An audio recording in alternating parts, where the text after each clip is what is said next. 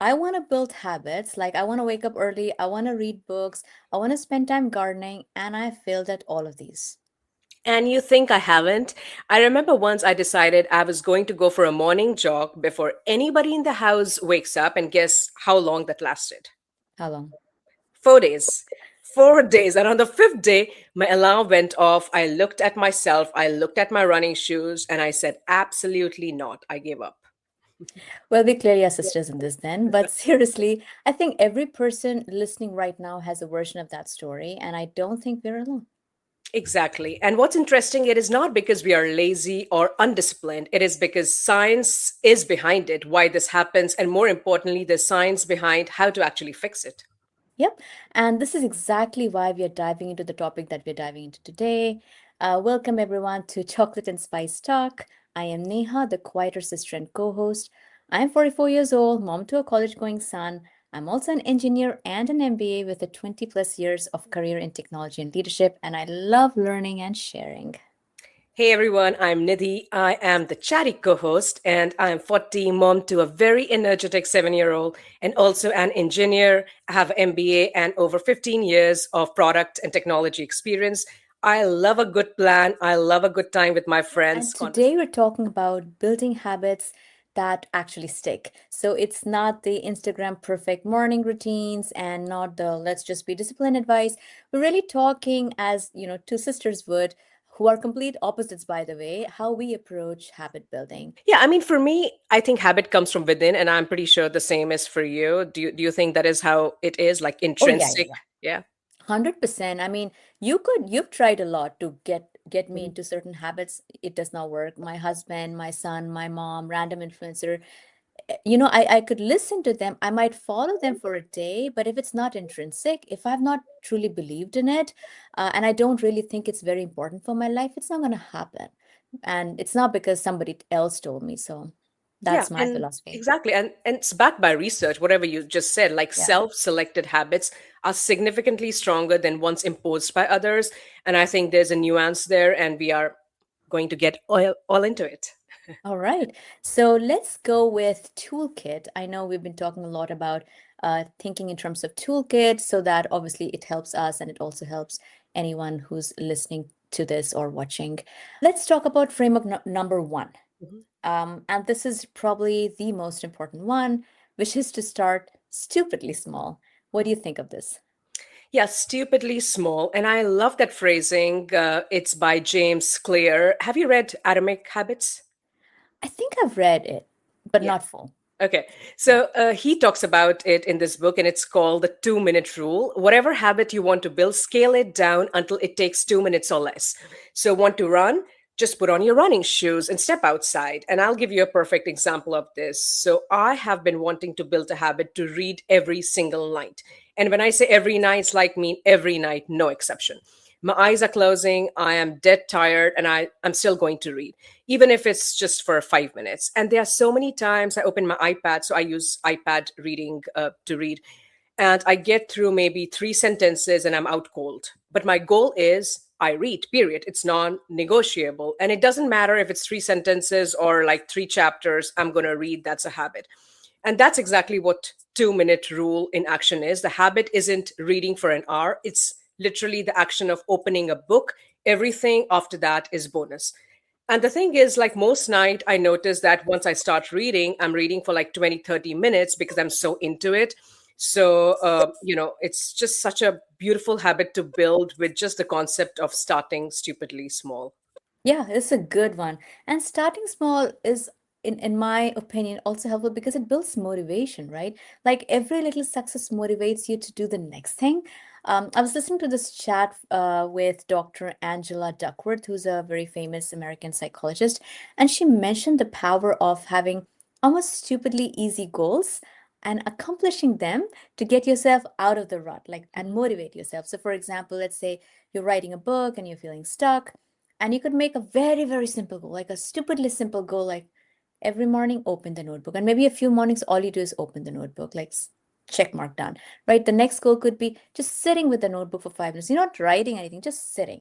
And probably that's an easy enough goal. And then build up from there. So I totally agree with this concept of starting small and doing the things really well and successfully. All right. So hopefully that helped. And let's go into framework number two, which is habit stacking. So this framework is a game changer, especially for me and for a lot of busy people. And the idea is very simple. You attach a new habit to something you already do every day. And the formula is after my current habit, I will new habit. So after I pour my morning coffee, I will write my gratitude journal. After I sit down on my desk to work, I will write my top three priorities of the day. And what I love about this, it eliminates the decision, so you don't have to think about when and where. The existing habit is a cue, right? And your brain already has that neuron pathway built, and you just piggybacking your new habit on it. So, idea of taking immediate action and stacking on an existing routine, really helps build a new habit.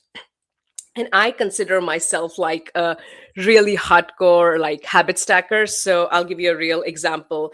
So what I do is at night, and I'm big into skincare, that. So at night what I do is I put like a sheet mask on my face. I do my leg up on the wall for circulation and recovery, and then I read all at the same time. So there are three wellness habits in a 20-minute block. And so I'm not finding like separate time for like skincare or separate time for recovery, separate time for reading. I'm stacking all of that in one moment.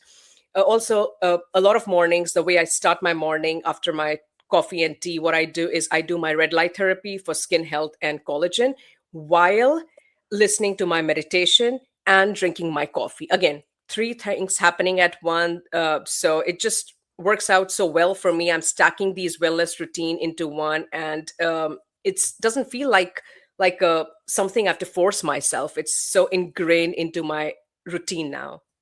100%. And I was digging into this whole framework a bit, and it seems there's research from the British Psychological Society which found that people who used habit stacking had a 64% higher success rate than those who were trying to build it standalone. And this Mhm. is very interesting because it's actually giving me ideas. I am not at all good with starting a habit or continuing a habit. And I'm thinking I'm thinking of ideas as you were mentioning. Like one of my goals in life is to spend out in outdoors more. And I actually have a backyard. All I have to do is literally open my door and step out, but I don't even do that. And I know my dog, Millie, she wants to step out. So I'm like thinking to myself, I do have to take her out. Maybe I stack on top of that, like, yes, that's my goal of spending some time, 10 minutes outdoors. And then I like to take, film birds or my trees and my flowers. Maybe I also start doing that. And so many things can happen at the same time, all of which will give me pleasure and my dog pleasure. So I mean, it's not exact stacking the way you described it, but in my mind, I'm doing three things at the same time via one simple act, right? Like going outside with my dog. I So, have I have already I've already thought of your stacking, like for you to stack habits, because okay. I know you so well, obviously. So one thing that's non-negotiable for you is in the morning you put your sunscreen, right? Like Hmm. that's first thing. So that should be the cue for you. Like you put the sunscreen, now you're ready to go out, right? And Right. then you can step outside. You can let Millie out, and she can do her thing. She can play, and you do your breath work every morning. And in the morning sunshine, when sun is not too harsh, and Mm, your backyard is shaded, like it has a cover, yes. you can do your breath work outside, so you get the morning sunshine. You want to spend more time outside, Millie gets to be with you outdoor. So you are kind of stacking your habits. It's already making me feel good. It's Yeah. already making me feel calmer and happier. Mhm. Can you imagine if I actually do it? How much better? Let's see. All right, we'll report back if this works or not. All right. All right, let's jump on to framework number three, which is called interrupt. So this is one of my personal favorite, and the biggest problem I feel isn't that you don't know what you want to do, but your brain always talks out of doing things even before you Mm, start it. So the whole thing is like you will not want to do hard stuff, right? Your brain is essentially wired like a survival machine. It's wired to keep you safe, comfortable in your familiar patterns. So the moment you think, oh, I want to go to the gym, I want to speak up in this meeting. I want to lift heavier, and your brain is asking you, "Oh, are you sure about that? That sounds a little out of your comfort zone. You know, you are tired. It's cold outside." So it literally takes you out of that habit that you're wanting to build.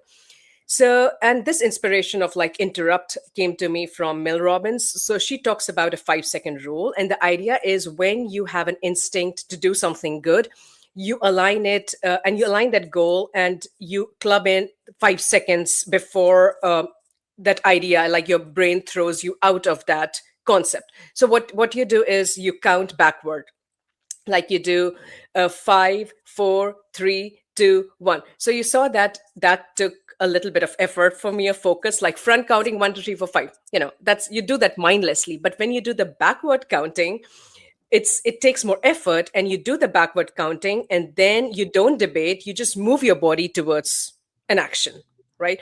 And I'll give you an example of how I do it, so it, you know, you're able to, it might click. So so every night after dinner, what I want to do is I want to eat a little bit of chocolate, and that's perfectly fine. I have like a small piece of dark chocolate.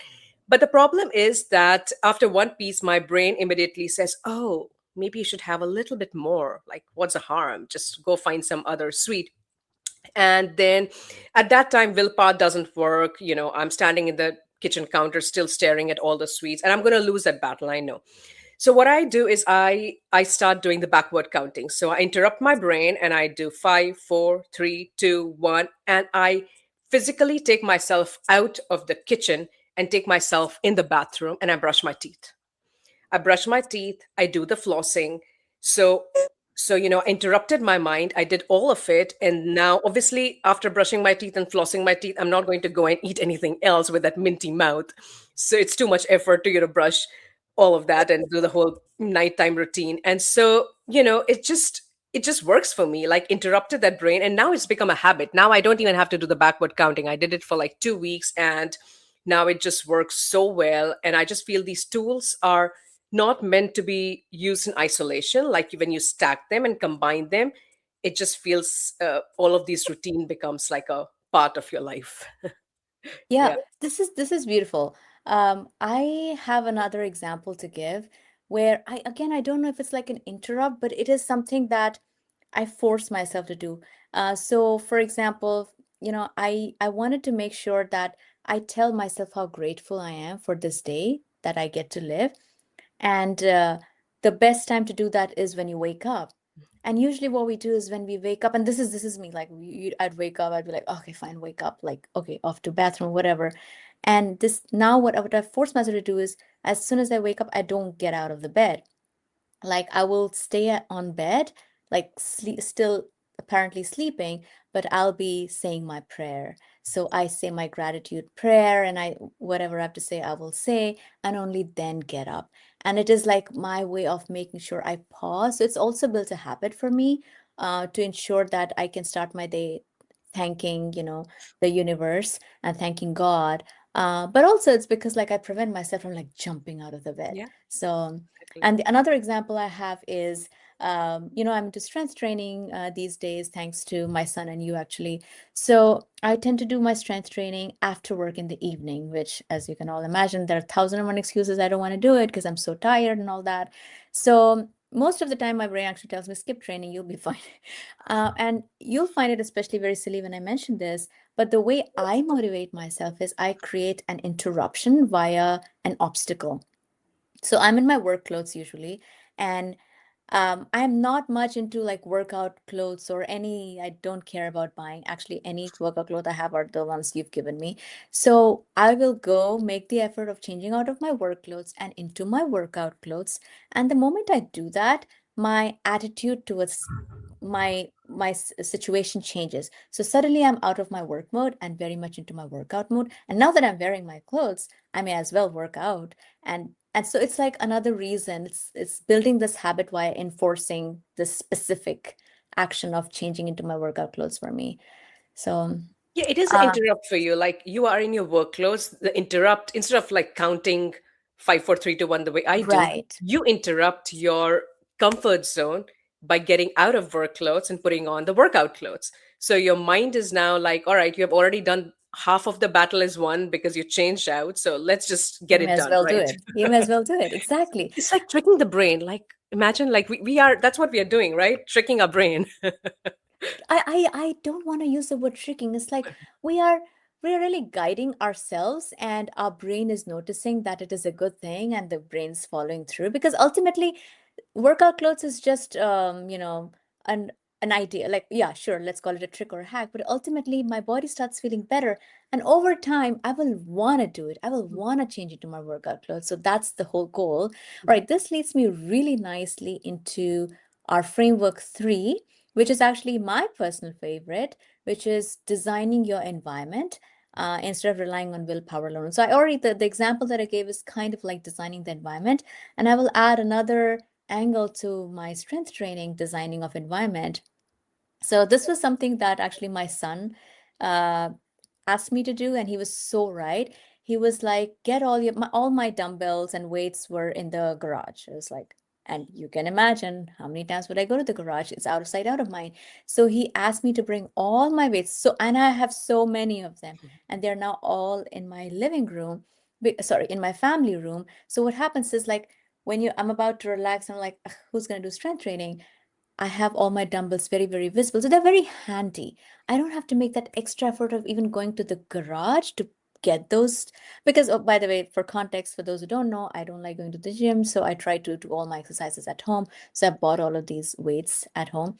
And it is heavily motivational. These are available. Sometimes when I don't even feel like doing anything else, I will just do a little bit of bicep curls, right? A little bit of triceps. So that's very, very helpful. And the other way I try to create an environment for myself that I feel is healthier for me is in food.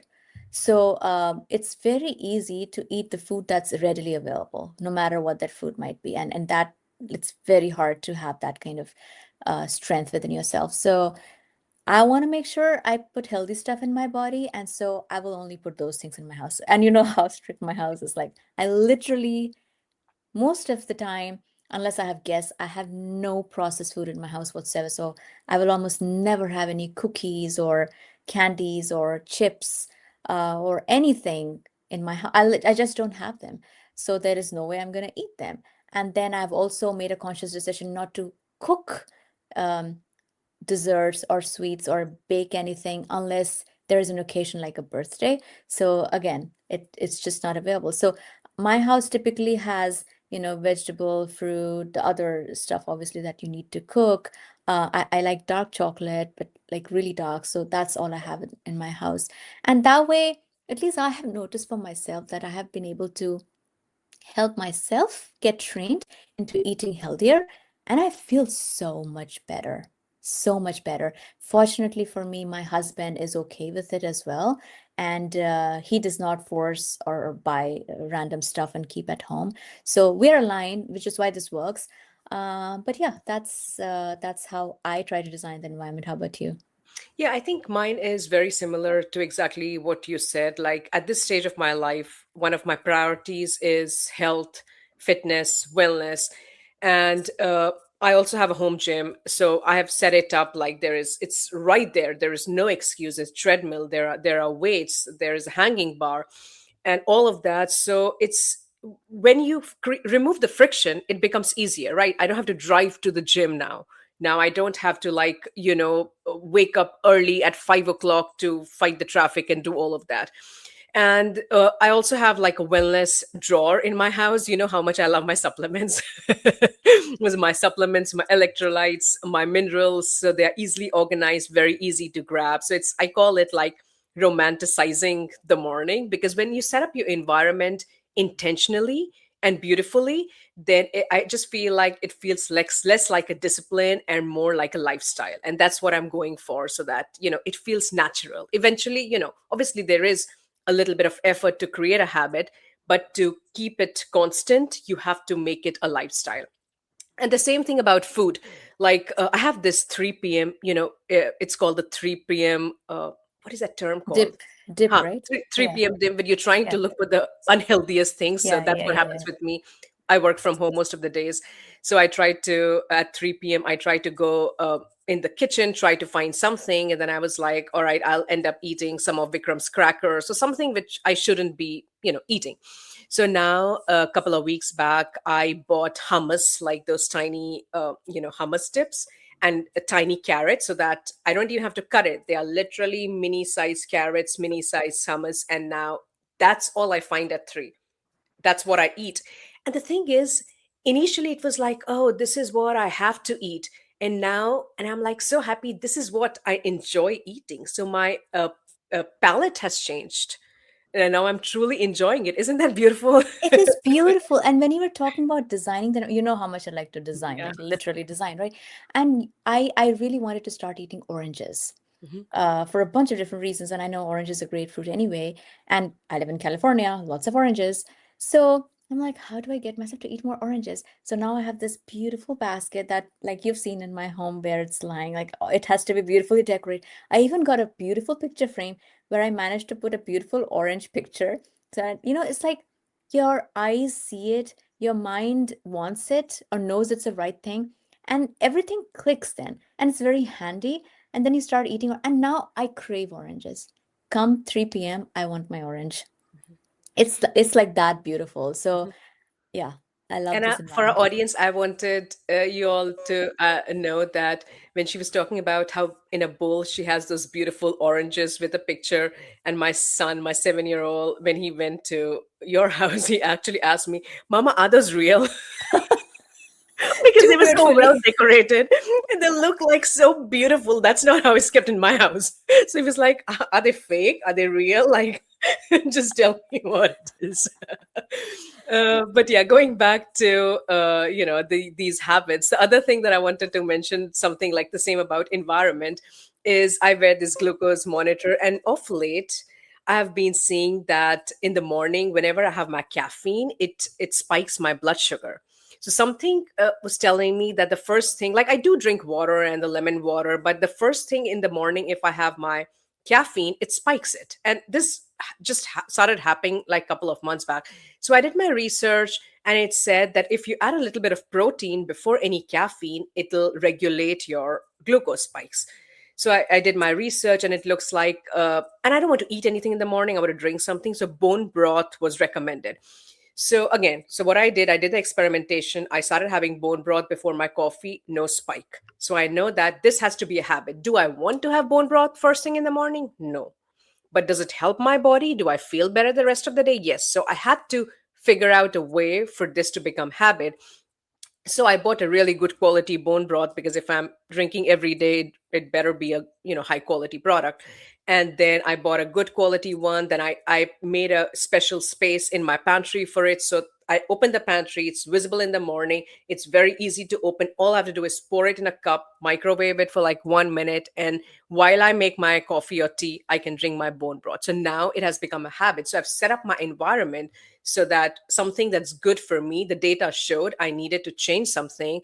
It's my problem, and I fixed the problem, and now it's a habit. So I think that helped. And one other example that I want to give, and maybe that'll click for some people, is something that my husband does. So instead of doing the habit that we both do, what he does is he creates a friction with the bad habit. The So what he interrupt. interrupt. He does Yes. kind of interrupt, and actually this was a better one that I would have an interrupt. But what he does on Friday night, he removes Slack and work email from his phone, so that over the weekend he doesn't mindlessly like check, because you have a habit. So he has like created a friction. So if he has to check his Slack or work email, he either has to reinstall the app or go to his desktop.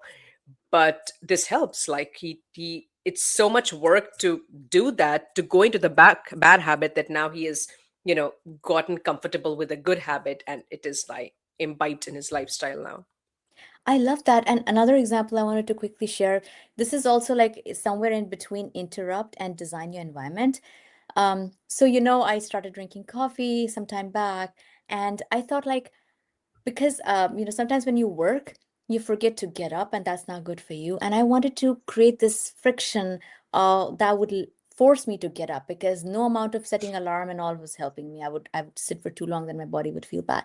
And I was like, okay, how do I do that? And I also need to drink coffee. Actually, it's also stacking of habits. So three different three Yeah. different toolkits. So I got my pour over kit, right? So one of the reasons I got my pour over kit was not only because I wanted to make coffee at house and it looks beautiful, but because it forces you to stand in front of that for 5 minutes and make that coffee. It's not a simple, easy procedure. And that meant I would have to, if I needed my coffee at that time, I'd have to get up because I have no other coffee at home. I'll have to get up, I'll prepare it. So at least for those 5 minutes, I am not sitting. And once you get up, you're motivated to do other things. So you'll walk around a little bit more. And so for me, that interrupt in also ensured habit stacking of like, okay, I need my dark coffee. I also get up and walk around. I'm not like overly so focused on work that I forget what else I have to do. So and it came from designing that environment. Yeah, exactly. And knowing you, you probably throw in a few squats while you make your coffee, or you walk around. Probably, Yeah. you. Yeah. 100%. Yeah. All right, so let's get into when life meets discipline. And I think this is like real talk because, life happens.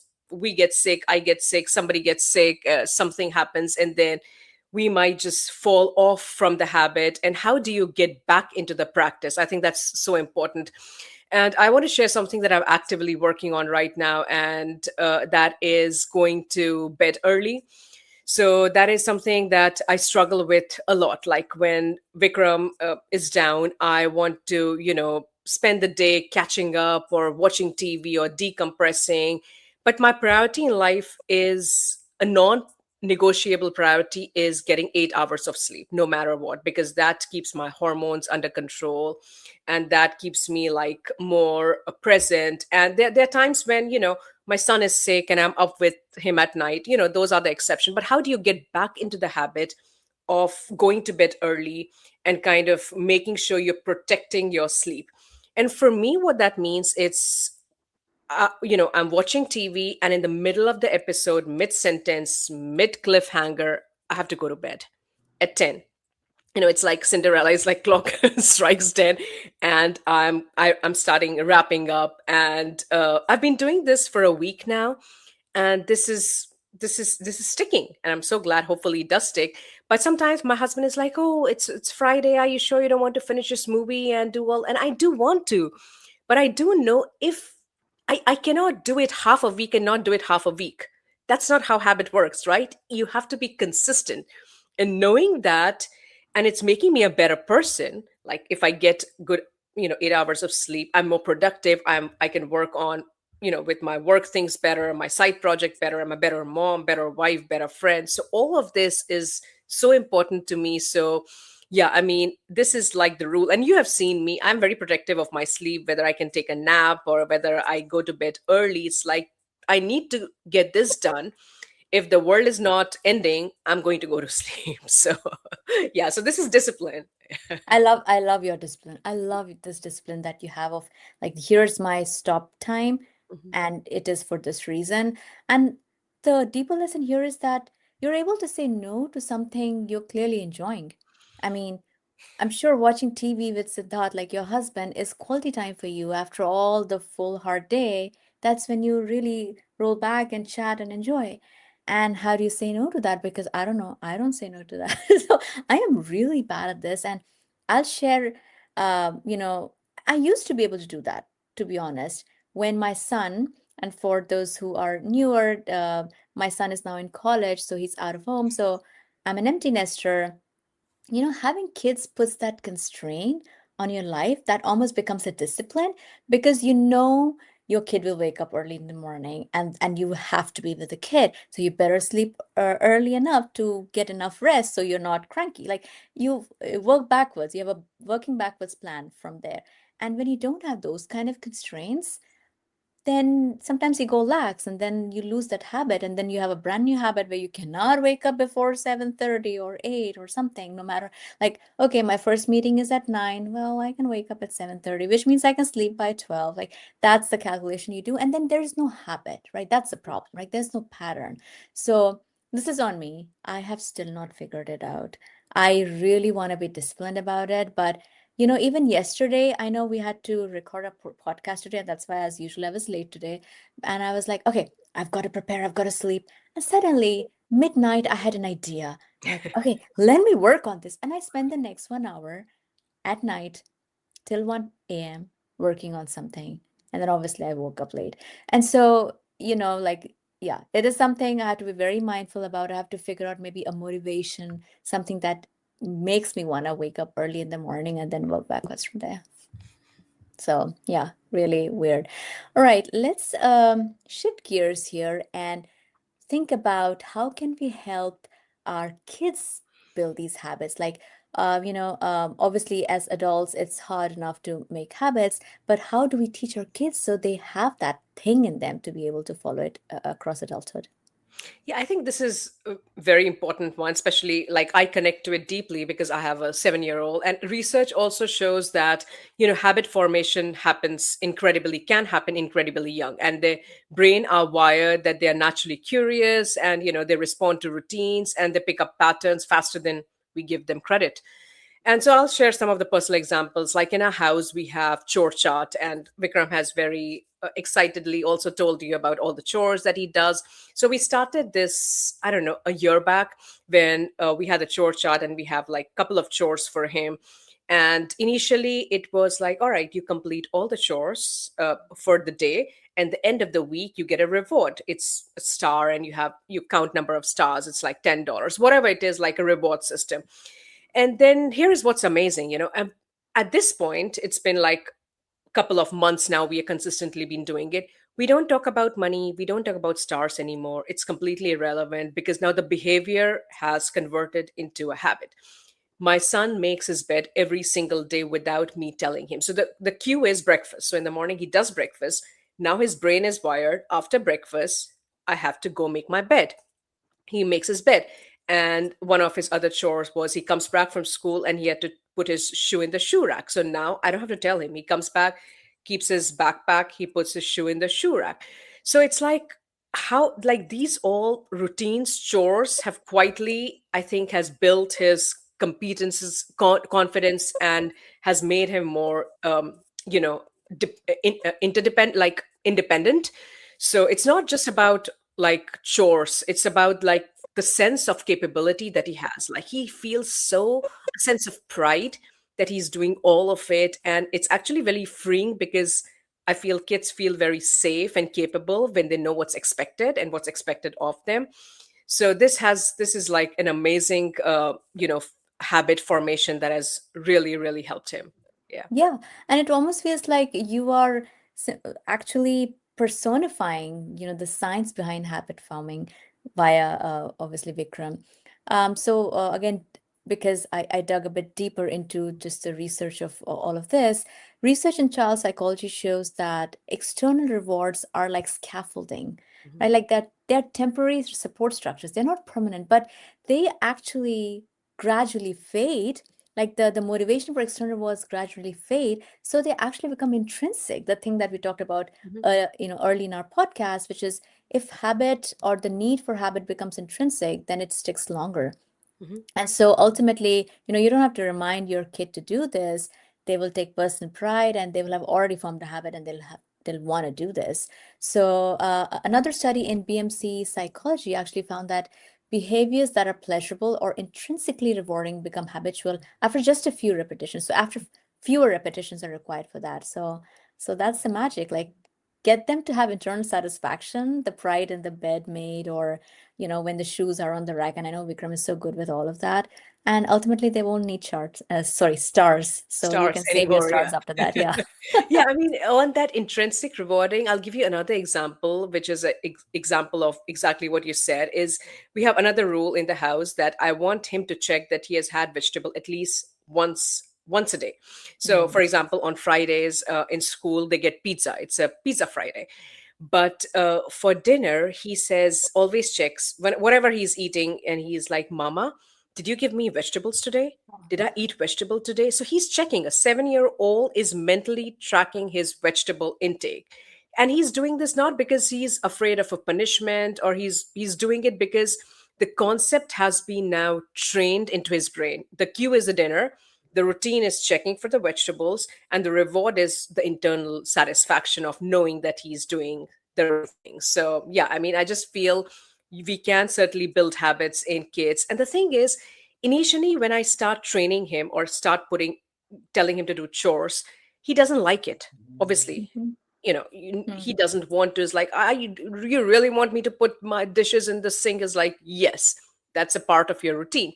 Mm. But the thing is, i'm not I'm not doing anything to be liked by my kid. I'm doing anything to bring him up in the world so that he's independent. When he goes out, he's able to figure things out by himself. He's confident. And that's what I'm trying to build him. So even if in the beginning, all these disciplines, routine feels like he doesn't want to do it, it's like, I don't care. My goal is not for you to become my best friend. My goal is for you to understand discipline in life, for you to have good habits, for you to have that confidence and strength in you. And that's what I'm going for. Yeah, and that is love. So Yeah. that's what a Thank child you. needs. That is love. You really obviously care for him, which is why you want to make sure he's able to do these things independently. And he will know that. He will know that because it's not like when he does it, you're not happy about it, or you're not loving him, or you're punishing him by not loving him. Like that has never been true. So, I mean, I think everything that you said makes a lot of sense in terms of helping kids. All right. Because we're running short of time, let's do Mhm. a rapid fire round. All right, And I'll these start. rapid.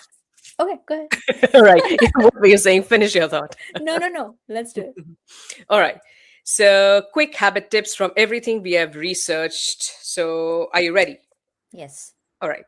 So, the first tip is pair a habit you need to do with something you love. Need to exercise? Only listen to your favorite podcast while working out. It's called like temptation bundling. So, I pair watching my useless detective series while doing my treadmill cardio, like 30 minutes of jog and 30 minutes of senseless TV time. Don't call detective series Some of useless. them I are like love so them. ridiculous, but All right, all right. My tip too is to track the progress and not necessarily only the result.